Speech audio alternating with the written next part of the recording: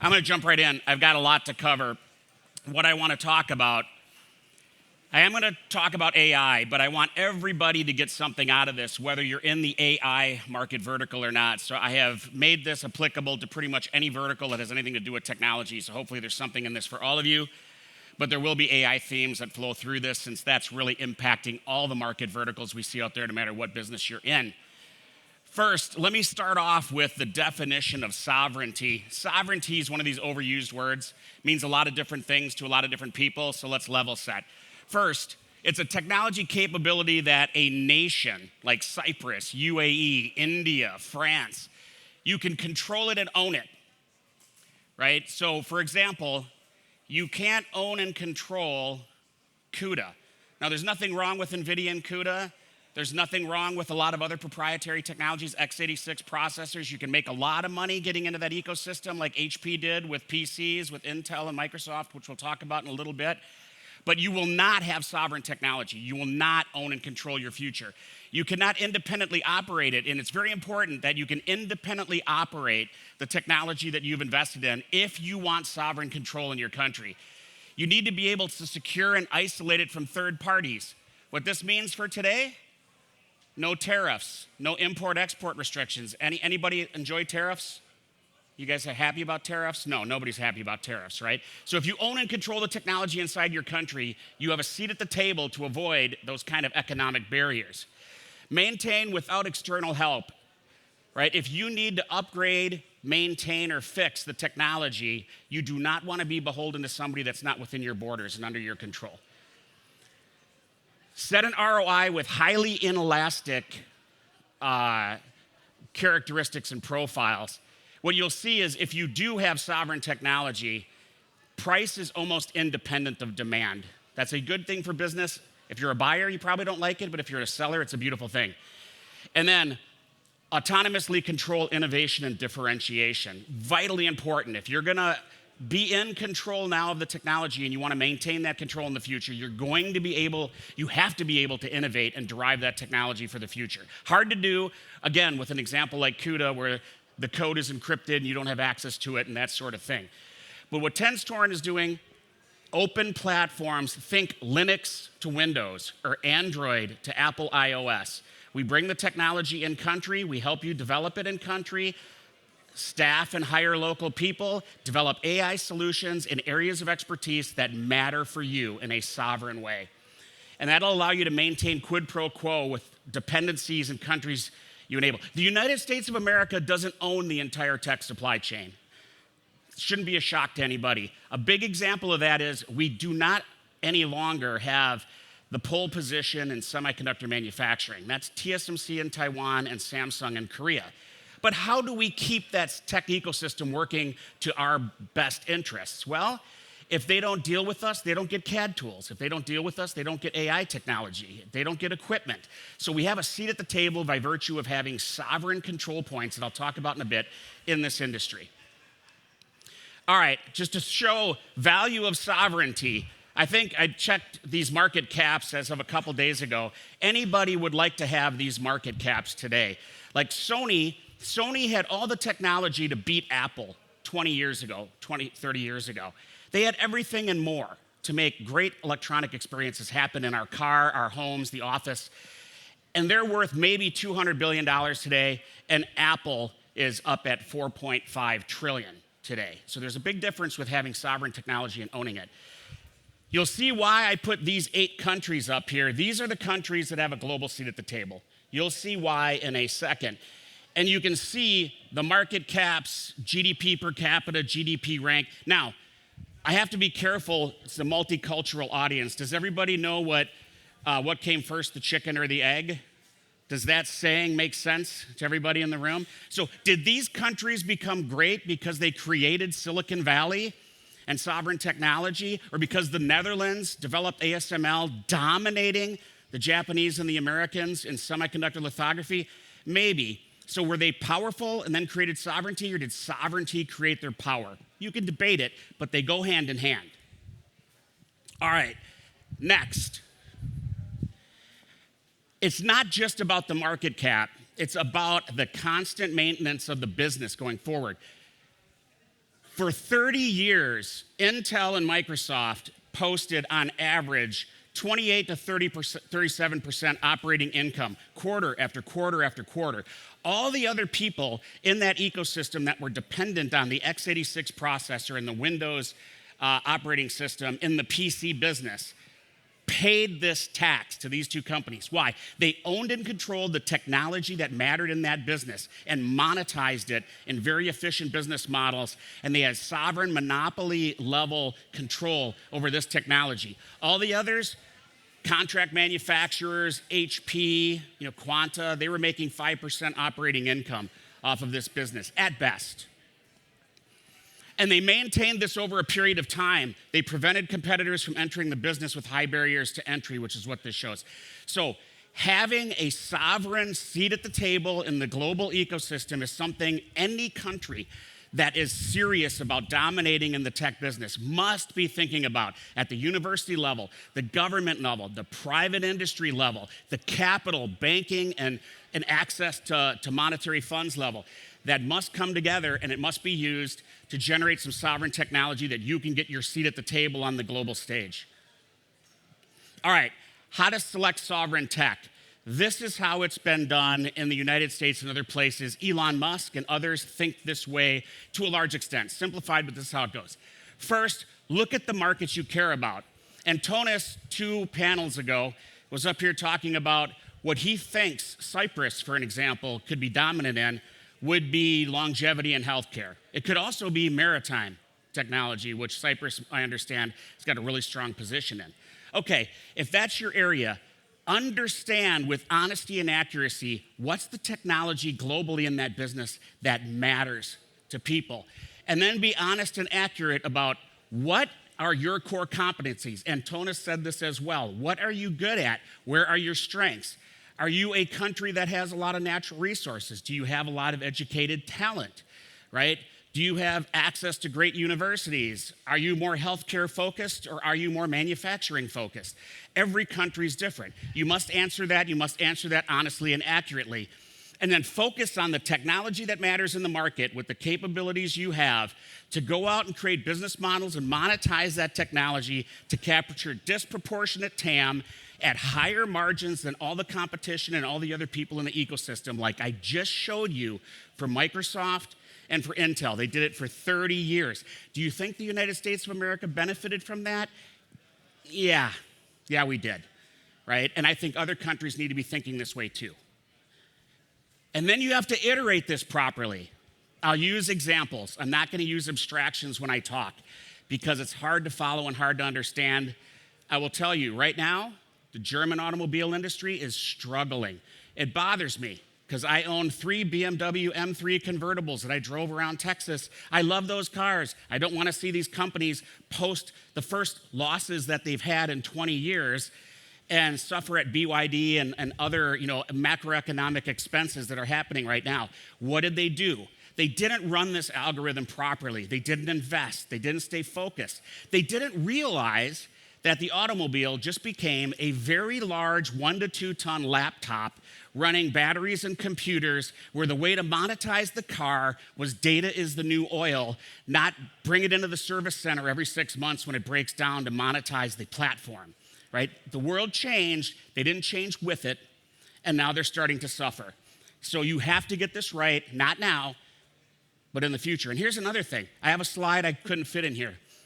And I'll talk about this when I kind of summarize up at the end. The velocity of business is insane right now. I'm old. Look at my hair, right? I've been in this business a long time. And let me tell you something. When the phone was invented, it took 89 years for the phone to get to 100 million users. The TV took 37 years to get to 100 million users.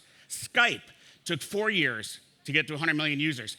You go to stable diffusion, text to media, 5 days to get to 100 million users. Right now, we've got DeepSeek as the model, 671 billion parameters in AI. That's the model to beat. It will be beat very soon. Every month, there's a new winner. If you're not doing this really well every month, you're not going to maintain a sovereign capability that's going to help your country, your citizens, your security, and your safety. Why is this all happening? This is why it's all happening. The 2 countries in red started a trade war. I am personally in discussions with every country marked here in green. Hello, Cyprus, right?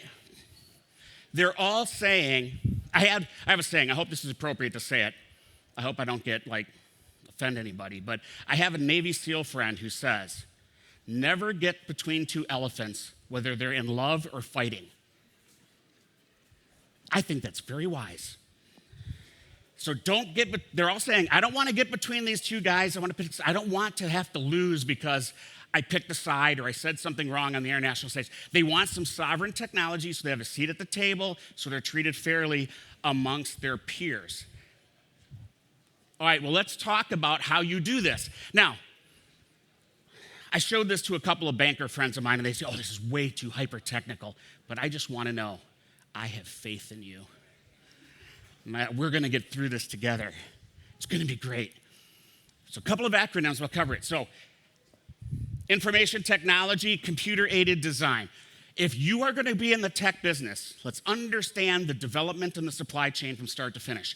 Let's focus on the sovereign monopoly choke points, and then let's focus on what I call the tectonic plates, where massive trend shifts are happening in the industry. You should never attack an entrenched status quo competitor who's not experiencing any external pressure outside of their control. You will probably not win in the market.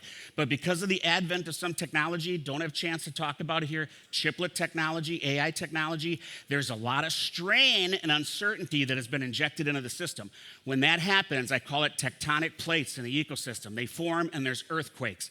At those points is where new countries and new big companies out of nowhere, like Google, right, like Tesla, can enter the business and win in a big way. So if you're the UAE, you're India, you're Japan, you're Cyprus, you're Germany, this is your chance if you want to either get a seat at the table or strengthen that seat at the table. So it starts with CAD and IT. Nobody can do anything in tech. We're putting 80 billion transistors down in 2 nanometer technology on a surface area the size of your thumbnail. That is very hard to do. It takes a lot of advanced software, AI included, and takes a lot of compute. So we're doing that. Then you get some intellectual property from companies like ARM, Imagination, Siva, Cadence, and you put it in a chip design and you tape out your silicon. The digital domain has now ended and you go into physical manufacturing. This is TSMC, Intel, Samsung, UMC, SMIC in China, and you package and test it. This is ASE, Amkor, SPIL, Stats, JSET, Nantong, Fujitsu, right? Then you go into modules and circuit boards. Nippon, Tripod, Unimicron. And then you get into product design, complex systems. These are the contract manufacturers like Quanta. This could also be Supermicro, HP. And then you get into the systems, the ecosystems and the systems that face consumers. It's Amazon's retail exchange. It's Google search. It's Netflix. All of this is powered by software. And then there's content and interface. There's video games. There's Hollywood and Bollywood movies. All of this is part of the ecosystem. In this, 25 years ago, when I was young and had beautiful hair, this world didn't exist. It exists now. There are a lot of what I call monopoly control points. And let me tell you a difference. A monopoly is somebody who develops predominantly, 99% of the time, a proprietary platform that they own and control, and they prevent everybody from kind of getting into the space. They charge inelastic, disproportionate price that's independent of the demand, and they make ridiculous profits like I've already shown you up here on this stage, right? That's not what I'm talking about here. We, Tenstorrent, are bringing open platforms to the market like Android to iOS, like Linux to Windows in the AI compute space. What does this mean? When there's open platforms, there's a lot of companies and countries on the back of the Android ecosystem, to use that as an example, that are making money there because they don't have to develop it all themselves. Not everybody can invest like Apple can. Not everybody can invest like NVIDIA can. I don't imagine a lot of companies or countries can put in that kind of money. But if you can be Xiaomi or Vivo in China, developing off of Android to make cell phones, you can make very competitive cell phones with 5G in country, and you start to have a seat at the table with your own sovereignty. You don't have a monopoly Other people can pick up Android, but you can get a seat at the table with the capabilities you built. That's the beauty of open platforms. And I wanted to make that distinction. But let's look at this. These flags, these 8 countries that I showed on slide 1, these are the countries that have a seat at the table. Let's go through them, right? So this is Synopsys and Cadence are 90% of the CAD tool market. They're all out of the US. Germany has a place with Mentor bought by Siemens, not a very dominant position, but they have one. CPU, this is ARM out of Great Britain and Japan with SoftBank. Graphics, largely AMD and NVIDIA, maybe a little bit of imagination out of China. Fabric, Foundry, TSMC, Samsung dominating this. Intel's coming on, Rapidus out of Japan. EUV, the surprise story in tech. ASML out of the Netherlands. Study the hell out of that because it's a country that doesn't have scale. They are small, like Israel, like the UAE, like Cyprus, like Taiwan, and they did it. When the US said, you know, I don't want to send semiconductor equipment at all to China, Netherlands said, we disagree. And guess what happened? Trump and a bunch of people got on a plane and went to the Netherlands and had a conversation. Do you think they're going to do that for Nigeria or Malaysia? No, those people don't have a seat at the table. So the Netherlands, by virtue of their extreme ultraviolet lithography that they just destroyed Canon and Panasonic and Nikon and some of these other guys, 10, 20 years ago, they have a seat at the table and they came out of nowhere. And scale is not an excuse. You can do it without scale. DRAM, this is Micron in the United States. This is Hynix, Samsung. Modem, Qualcomm, but also MediaTek in Taiwan, making very good modems. And then Huawei and others out of China. You can see how these are forming up control points. But very importantly, I said this before, do not attack somebody in a stable, entrenched position. Because of chiplets, the ability to assemble semiconductors like Legos, it's changing the entire supply chain. It's almost as disruptive to the semiconductor business and every other business as AI is. And it's going to create big winners and big losers in the market over the next 5 to 10 years. Watch it very closely.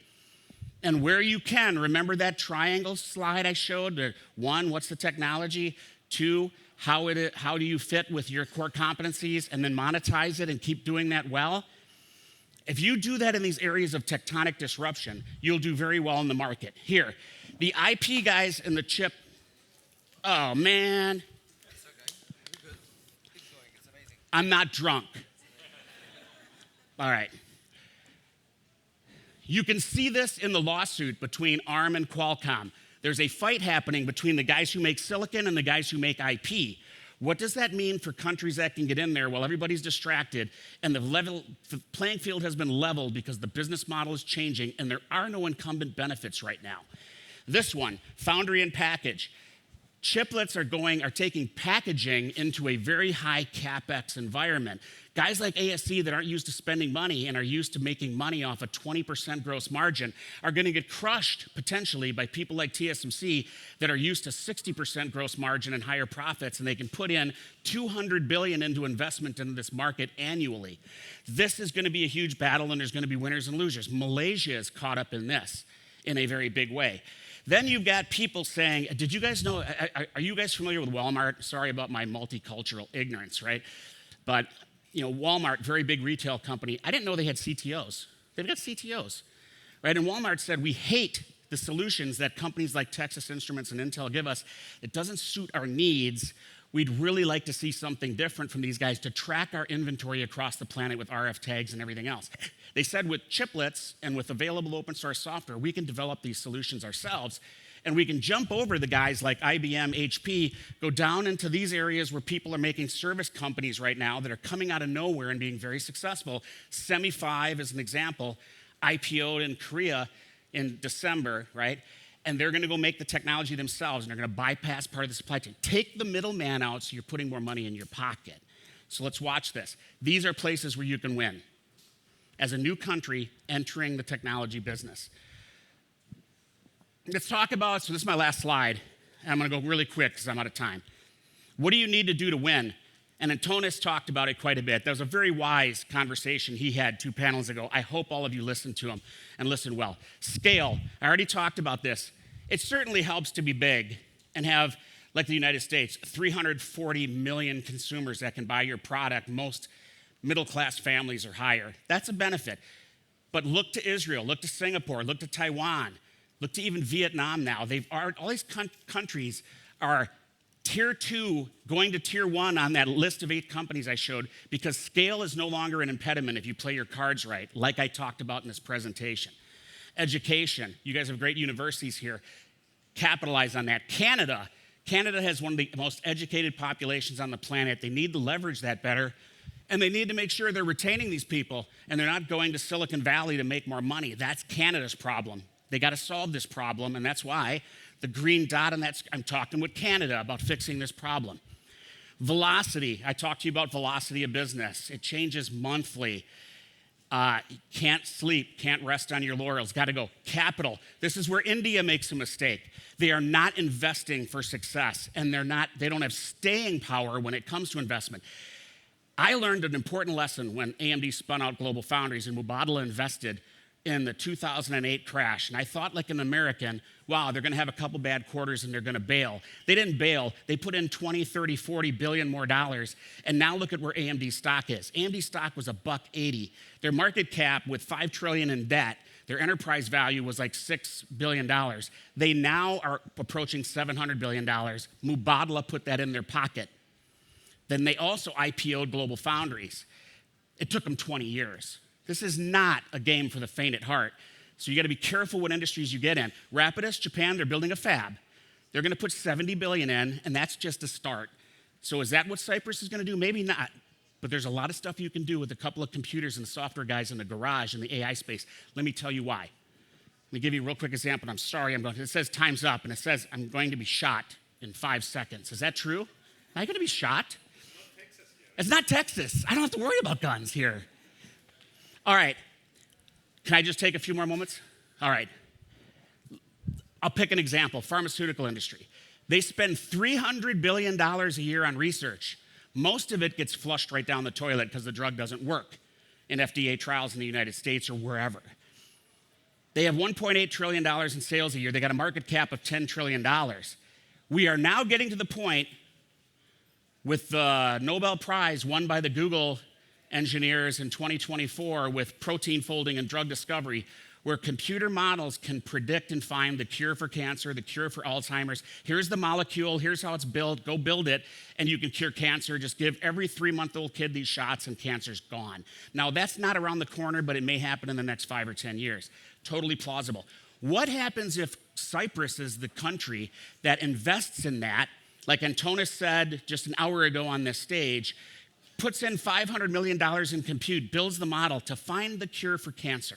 Then you go to India and you build the generic drug. You say, you take 10%, Cyprus will take 90%. Thank you, we've got the goods, right? What does that do for a country? AI is a great equalizer and a great changer, and you don't have to build a $67 billion factory to compete. This is how emergent countries need to be thinking about this right now. Open platforms, I talked about it, and attitude. Antonis talked about this too. I talked about this with you. You've got to believe you can win. And most importantly, Cyprus, UAE, India as a community, some of you are going to lose. That's okay. There's a lot of companies that went out of business in Silicon Valley. You know what the Elon Musks and the Steve Jobs, right, and the Jeff Bezoses and the Bill Gates did? They reached behind them to the people that failed, and they made them SVPs in the company, gave them stock, and they pulled them along. You have to do that as a community in a country like Cyprus or other countries. Taiwan is doing it, South Korea is doing it, the UAE is getting smart about this, and they're moving with high velocity, right? It's okay to fail, but those of you in this room who do that big startup, you get funded and you succeed, go get it done and pull the people that failed behind you. They're good people, they're working hard, they're gonna help you be successful, and as a collective, you guys will do well. That's it, guys. Sorry I ran over on time, but.